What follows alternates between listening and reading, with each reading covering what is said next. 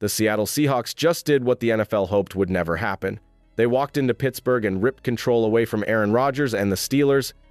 This was supposed to be a grind where Seattle struggled to move the ball, but instead the game flipped into a shocker that nobody in the stadium could believe.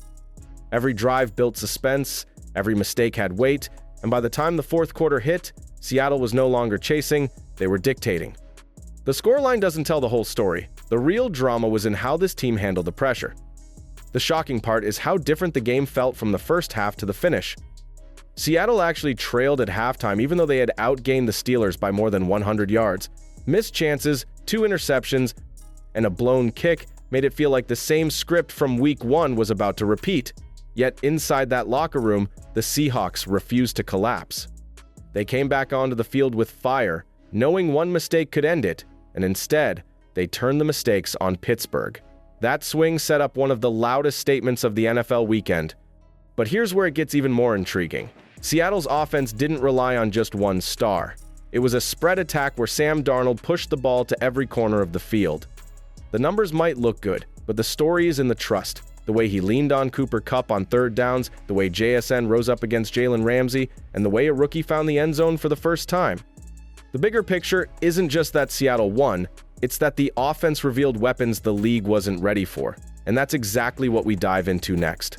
But before we get into that, hit that like and subscribe button for more Seahawks and all the NFL content. Let's aim for 350 likes on this video. The first half looked like Seattle was writing the wrong kind of story. Despite piling up more than 100 yards of offense than Pittsburgh, the scoreboard told a different tale. 2 early interceptions from Sam Darnold gave the Steelers short fields, and Jason Myers pushed a routine 36-yard attempt wide.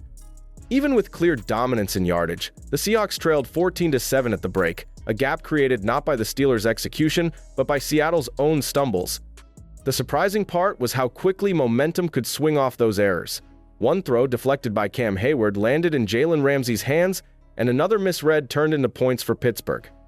Each mistake felt like it carried double the weight because the Seahawks had already controlled the line of scrimmage. Fans watching had to wonder if this was going to be another game where effort and stats didn't matter once the final score was tallied. But that tension is exactly what made the second-half eruption so powerful. Seattle wasn't just fighting the Steelers, they were battling their own demons from Week 1. The missed field goal, the turnovers, the wasted red zone trips, they all hung over the team like a shadow.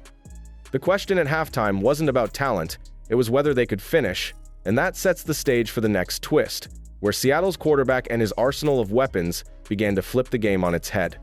Seattle changed the pace the moment they came out of the break. Sam Darnold used motion to test the coverage, set his feet, and fired on time to spots the defense kept leaving open. He worked through reads with calm eyes, took the easy throw when it was there, and trusted placement when a tight window demanded it. The shock is how simple it looked. Quick drops, clean decisions, no panic. When the pocket tightened, he stayed poised and turned pressure into rhythm. What nobody is talking about is how layered the targets became. Cooper Kupp handled the money downs with tough catches in traffic. Jackson Smith and Jigba punished soft zones with precise routes that kept chains moving. Rookie Torrey Horton found space and made it count in the red area.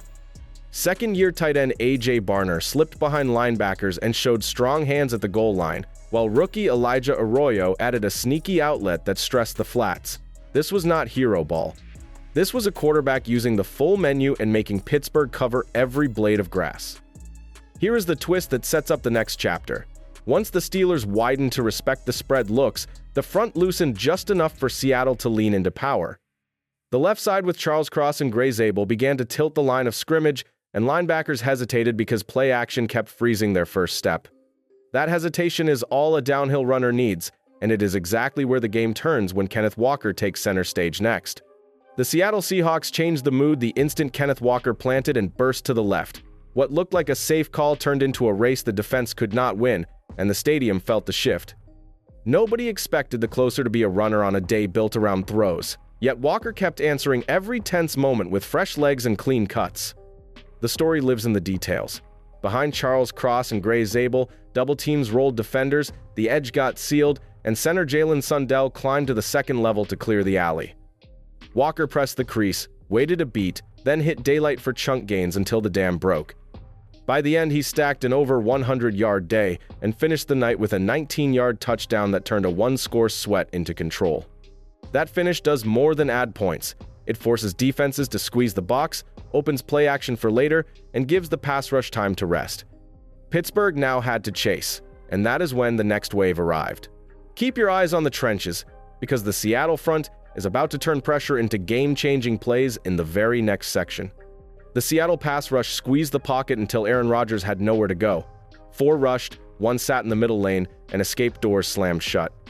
Inside moves beat outside leverage, stunts open gaps, and the rush met him at his spot. Twice he had to dirt screens to avoid bigger losses, and the timing of the Steelers' offense never found a steady beat. Results followed fast. Byron Murphy ripped through for 2 clean sacks, Jaron Reed knifed in on 3rd down, and Leonard Williams kept the interior firm so cutback lanes never formed. Pittsburgh finished with only 72 rushing yards at 3.4 per carry, which turned long downs into a steady diet. Pressure forced hurried throws, throwaways, and a few balls that floated where defenders could contest everything. Now the story shifts to the back end, where tight coverage turned that pressure into takeaways. Red zone routes were smothered, tips became chances, and the timing that Pittsburgh wanted never appeared. If you think the sacks were loud, wait until you see how Darion Kendrick, Kobe Bryant, and a fast-rising corner room closed windows and flipped the game in the next part. The Seahawks secondary delivered a surprising performance despite missing key names, with Darion Kendrick grabbing his first interception on a tipped ball in the red zone to swing momentum. Josh Jobe locked down on the outside, Reek Woolen's chase tackle saved a touchdown, and Kobe Bryant sealed the win with a late pick, showing how tight coverage and smart positioning frustrated even Aaron Rodgers. Those stops gave the pass rush breathing room, protected Seattle's lead, and set the stage for a special teams twist that turned the game completely in their favor. The game's turning point came when Pittsburgh muffed a kick near the goal line and George Holani alertly scooped it for a touchdown, flipping the score and the atmosphere in an instant. Seattle's special teams didn't just hold steady after that, with Torrey Horton sparking field position and coverage units winning the hidden yards that swing close games.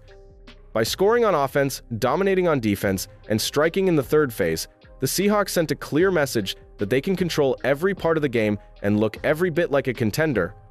The Seattle Seahawks walked out of Pittsburgh with more than a win. They walked out with proof.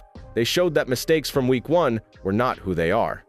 They showed that Sam Darnold can stand tall, Kenneth Walker can finish drives with force, and the defense can dictate every snap even against a Hall of Fame quarterback. Every phase backed the other, and that is how you close on the road in one of the toughest stadiums in football. Now the question shifts to you. Was Kenneth Walker's breakout run the real dagger in this matchup? Or did George Holani's heads-up touchdown steal the moment? Do you think JSN boxing out Jalen Ramsey showed the future of this passing game? Drop your thoughts below, because this team just gave us plenty to debate.